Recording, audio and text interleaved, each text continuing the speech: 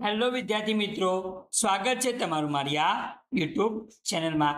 આજે આપણે આ વિડીયોમાં ભણવાના છીએ ધોરણ 8 વિષય ગણિત, જેમાં આપણે અસાઇનમેન્ટનું સોલ્યુશન જોઈ રહ્યા છીએ। વિદ્યાર્થી મિત્રો, આજે આપણે આ વિડીયોમાં પ્રશ્ન 3અ જોવાના છીએ। વિદ્યાર્થી મિત્રો, જેમાં આપણે શરૂઆત કરી દીધી હતી, પ્રકરણ 2 ના દાખલા ગણ્યા હતા। હવે આપણે આગળ વિદ્યાર્થી મિત્રો પ્રકરણ 3 ના દાખલા ગણીશું। વિદ્યાર્થી મિત્રો, કયા પ્રકરણના? પ્રકરણ 3 ના દાખલા ગણીશું વિદ્યાર્થી મિત્રો આ વિડીયોમાં।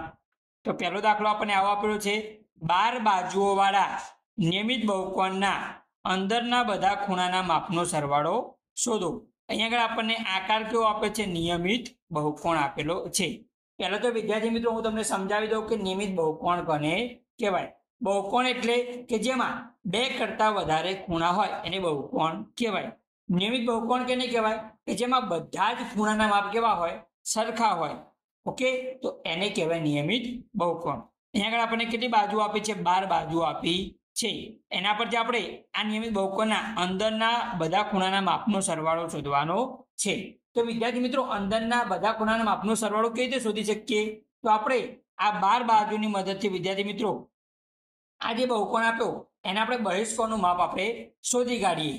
બહિષ્કોણનું માપ મળી જાય એના પરથી આપણે અંદરના ખૂણાનું માપ શોધી કાઢશું। તો અંદરનો એક ખૂણાનો માપ મળી જશે એટલે 12 ખૂણાના માપ તો સરખા જશે। એ 12 નો શું કરી દઈશું? આપણે સરવાળો કરી દઈશું। તો આપણને વિદ્યાર્થી મિત્રો ખબર હોવી જોઈએ કે કોઈ પણ નિયમિત બહુકોણ હોય એના બહિષ્કોણના માપનો સરવાળો 360° થાય। તો લખવાનું નિયમિત બહુકોણના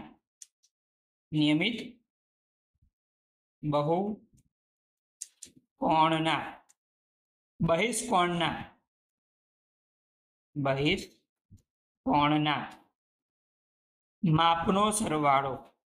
માપનો સરવાળો કેટલો થાય વિદ્યાર્થી મિત્રો? 360°। કેટલો થાય વિદ્યાર્થી મિત્રો? 360°। યાદ રાખવાનું, નિયમિત બહુકોણના બહિષ્કોણના માપનો સરવાળો કેટલો થાય? 360° થાય વિદ્યાર્થી મિત્રો।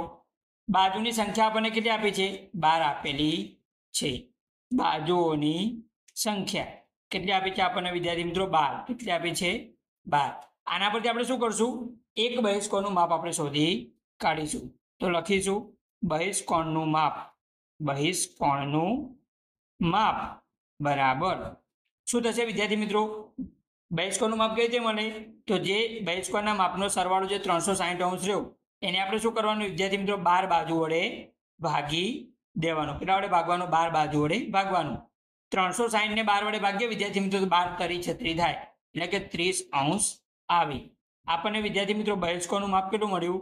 30° મળ્યું।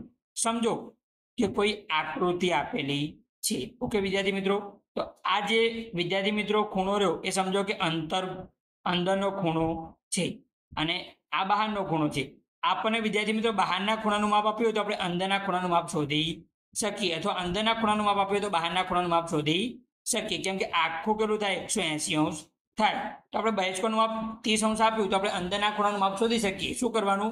180 માંથી બાદ કરવાનું। શું કરવાનું? 180 માંથી બાદ કરવાનું। તો લખીશું અંદરના ખૂણાનું માપ અથવા તો અંતઃસમૂહ કોણનું માપ એવું પણ લખી શકો બરાબર 180 માંથી જે બહારના ખૂણાનું માપ 30° શું કરી દેવાનું? બાદ કરી દેવાનું। તો કેટલા આવશે વિદ્યાર્થી મિત્રો? 150° આવશે। એટલે કે આપણને અંદરના એક ખૂણાનું માપ કેટલું મળ્યું? 150° મળ્યું। આપણને રકમમાં શું કીધું છે વિદ્યાર્થી મિત્રો? બધા ખૂણાના માપનો સરવાળો। કયા? અંદરના બધા ખૂણાનો માપનો સરવાળો। એક ખૂણાનું માપ 150° મળ્યું તો 12 ખૂણા છે તો 12 ખૂણાનું માપ કેટલું થાય? તો લખવાનું અંદરના બધા ખૂણાનું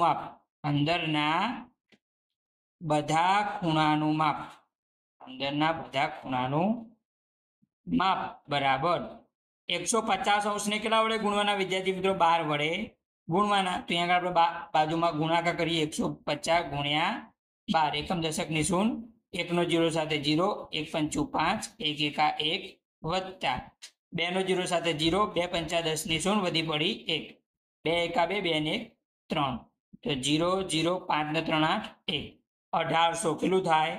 1800°। અંદરના બધા ખૂણાના માપનો સરવાળો કેટલો આવે વિદ્યાર્થી મિત્રો? 1800 આવ્યો. ઓકે વિદ્યાર્થી મિત્રો, હવે જોઈશું આપણે આગળ વિદ્યાર્થી મિત્રો બીજા નંબરનો દાખલો. એક ચતુષ્કોણના 4 ખૂણાના માપ 3x, 4x, 5x અને 6x છે. તો દરેક ખૂણાનું માપ શોધો. આકાર કયો આપ્યો વિદ્યાર્થી મિત્રો? આપણને ચતુષ્કોણ આપ્યો. તો વિદ્યાર્થી મિત્રો આપણને ખબર હોવી જોઈએ કે ચતુષ્કોણના ચારે ખૂણાનો સરવાળો કેટલો થાય? 360 થાય. તો લખવાનું ચતુષ્કોણના ચારે ખૂણાનો સરવાળો, ચારે ખૂણાનો સરવાળો કેટલો થાય વિદ્યાર્થી મિત્રો? 360 થાય. કેટલો થાય? 360. તો આપણે ચારે ખૂણાનો સરવાળો કરીએ. 3x વત્તા 4x વત્તા 5x વત્તા 6x બરાબર કેટલા? 360 વિદ્યાર્થી મિત્રો. સરવાળો કરીએ. 6 ને 5 11, 11 ને 4 15, 15 ને 3 18, 18x બરાબર 360. આપણે x નું માન જોઈએ છે. તો x 18 ગુણાકારમાં છે, પેલા બાદ જશે તો ક્યાં જશે વિદ્યાર્થી મિત્રો? 360 ના ભાગાકારમાં. તો x બરાબર 18 દુ 36 થાય. એટલે x બરાબર કેટલા મળે આપણને? 20. 360 ને 18 વડે ભાગીએ તો કેટલો જવાબ આવે? 20 મળે. તો x બરાબર કેટલા મળ્યા? 20. તો આપણે 20 ક્યાં મૂકીશું? આ 3x, 4x, 5x અને 6x માં મૂકી દઈશું. આપણને પહેલા ખૂણાનું માપ આપ્યું હતું 3x બરાબર 3. x ની જગ્યાએ કેટલા મૂકવાના વિદ્યાર્થી મિત્રો? આપણને x ની જગ્યાએ કેટલા મળે? અહીંયા આગળ 20 મળ્યા. એ આપણે અહીંયા આગળ મૂકી દેવાના. તો 20 તરીકે કેટલો જવાબ આવે? 60. ત્યારબાદ 4x હતું. તો 4 ગુણ્યા 20, 20 ચોક 80. ત્યારબાદ 5x હતું. તો 5x બરાબર 5 ગુણ્યા x ની જગ્યાએ 20, તો 20 પંચા 100. ત્યારબાદ 6x હતું. તો 6 ગુણ્યા x ની જગ્યાએ 20, તો 20 છંગ 120. તો આપણને આમ ચારે ખૂણાના માપ વિદ્યાર્થી મિત્રો મળી ગયા. 60, 80, 100 અને 120. ત્યારબાદ આપણે જોઈશું આગળ વિદ્યાર્થી મિત્રો ત્રીજા નંબરનો દાખલો. એક ચતુષ્કોણના 3 ખૂણાના માપ 60, 70 અને 80 છે. તો ચોથા ખૂણાનું માપ શોધો. તો આમાં પણ લખવાનું વિદ્યાર્થી મિત્રો ચતુષ્કોણના ચારે ખૂણાનો સરવાળો, ચારે ખૂણાનો સરવાળો કેટલો થાય વિદ્યાર્થી મિત્રો? 360 થાય. આપણે શું કરીશું? ચારેનો સરવાળો કરીશું. 60 વત્તા 70 વત્તા 80. ચોથો આપણને શોધવાનો કીધો તો શું લઈ લઈશું? x લઈશું બરાબર 360. આ બધાનો સરવાળો કરો. 80 ને 60 તો કેટલા થાય? 8 ને 14, 140. 140 માં 70 ઉમેરો તો 210 વત્તા x બરાબર 360. આપણે x એટલે કે ચોથા ખૂણાનું માપ શોધવું છે. x બરાબર આ 210 ફેર બાજુ જશે તો 360 માંથી 210 બાદ કરી દેવાના વિદ્યાર્થી મિત્રો. x બરાબર 360 માંથી 210 બાદ કરીએ વિદ્યાર્થી મિત્રો તો કેટલા વધે વિદ્યાર્થી મિત્રો? 150. કેટલો જવાબ આવશે વિદ્યાર્થી મિત્રો? x બરાબર 150. તો ચોથા ખૂણાનું માપ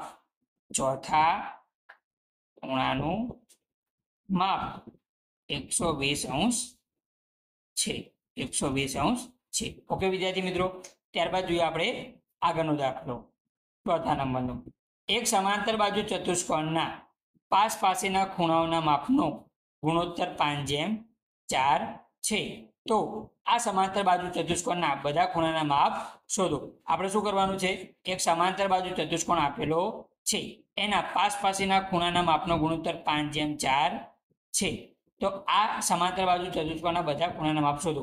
સૌથી પહેલા વિદ્યાર્થી મિત્રો અહીંયા આગળ એક તમને આકૃતિ દોરીને બતાવો કે આ રીતે તમે સમાંતર બાજુ ચતુષ્કોણ દોરી, એટલે કે તમે લંબચોરસ પણ એને કહી શકો. એનું નામ હું આપી દઉં A, B, C અને D. ઓકે વિદ્યાર્થી મિત્રો. હવે શું કીધું આપણને કે ચતુષ્કોણના પાસેના ખૂણાના માપનો ગુણોત્તર 5:4 છે. તો લખવાનું ચતુષ્કોણના પાસેના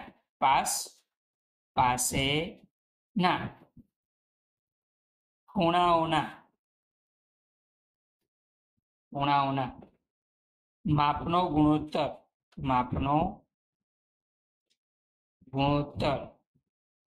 5:4 છે. કેટલો છે? 5:4.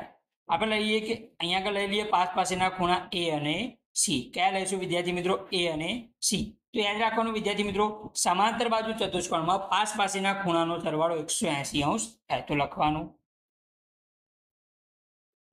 સમાંતર બાજુ ચતુષ્કોણમાં પાસ પાસેના ખૂણાઓનો સરવાળો કેટલો થાય વિદ્યાર્થી મિત્રો? 180 અંશ થાય. તો આપણે આગળ પાસ પાસેના ખૂણા કયા લેશું વિદ્યાર્થી મિત્રો? ખૂણો એ અને ખૂણો સી. આ બંનેનો સરવાળો કેટલો થાય વિદ્યાર્થી મિત્રો? 180 અંશ થાય. તો આપણે વિદ્યાર્થી મિત્રો અહીંયા આગળ શું કરીશું? જે ગુણોત્તર આપે 5:4 તો કઈ રીતે લેવાનું તમને ધ્યાન આપ. ખૂણા એનું માપ આપણે શું લઈશું? 5x લઈશું. કેટલું લઈશું? 5x. અને ખૂણા સી નું માપ 5:4 આપ્યું તો 4x લઈશું. કેટલું લઈશું? 4x. કેમ કે 5:4 આપ્યું તો આપણે ધારી લીધું કે ધારો કે ખૂણા એનું માપ 5x અને ખૂણા સી નું માપ 4x. હવે આપણે બંનેનું શું કરીએ વિદ્યાર્થી મિત્રો? સરવાળો. ખૂણા એ અને ખૂણા સી નો સરવાળો કેટલો થશે? 180 અંશ. કેમ કે પાસ પાસેના ખૂણાનો સરવાળો 180 અંશ થાય. તો 5x વત્તા 4x બરાબર 180 અંશ. 5x માં 4x ઉમેર્યું તો કેટલા હતા? 9x બરાબર 180 અંશ. આ 9 ગુણાકારમાં જશે કેમ કે આપણે x નું માપ જોઈએ છે. તો x બરાબર 180 અંશ ભાગાકારમાં 9. 180 ને હું 9 વડે ભાગું તો 9 દુ 18 એટલે કે 20 અંશ જવાબ આવે. x નું માપ કેટલું આવ્યું આપણને? 20 અંશ. તો અહીંયા આપણે ખૂણા એમાં મૂકી દઈએ. ખૂણો એ બરાબર 5x આપ્યા હતા. x ની જગ્યાએ કેટલા મૂકી દો? 20 અંશ. તો 20 × 5 100 અંશ. ખૂણો એ કેટલો મળી ગયો? 100 અંશ. એ રીતે આપણે ખૂણો સી શોધીએ. ખૂણા સી નું માપ 4x. તો આપણે x ની જગ્યાએ કેટલા મૂકી દઈએ? 20 અંશ. તો 20 × 4 80 અંશ. ખૂણા સી નું માપ અને એનું માપ મળી ગયું. ઓકે વિદ્યાર્થી મિત્રો, અહીંયા આગળ જે ખૂણો એ હતો એનું માપ આપણને મળ્યું કેટલું વિદ્યાર્થી મિત્રો? 20 × 100 અંશ. અને ખૂણા સી નું માપ આપણને મળી ગયું 20 × 80 અંશ. હવે વિદ્યાર્થી મિત્રો ડી અને બી વધ્યા. તો વિદ્યાર્થી મિત્રો ડી નું માપ કેટલું થશે? તો સમાંતર બાજુ જો ચતુષ્કોણ આપેલો હોય તો એમાં ખૂણા એ નું માપ જેટલું હોય એટલું ડી નું હોય. કેમ કે સામસામેના ખૂણાનું માપ કેવું હોય? સરખું હોય. બી નું માપ કેટલું થશે? 80 અંશ થશે. કેટલું થશે વિદ્યાર્થી મિત્રો? 80 અંશ. તો અહીંયા આગળ લખીશું વિદ્યાર્થી મિત્રો, સમાંતર બાજુ ચતુષ્કોણમાં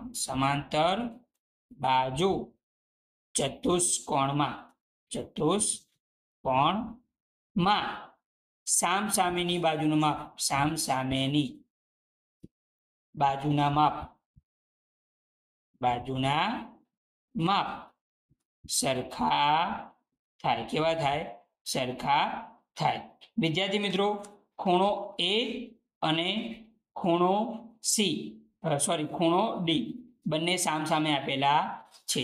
જોઈએ આપણે ખૂણો એ અને ખૂણો ડી બંને સામસામે આપેલા માટે એ બંનેના માપ કેવા હશે? સરખા હશે. તો ખૂણા એનું માપ કેટલું હતું? 100 અંશ.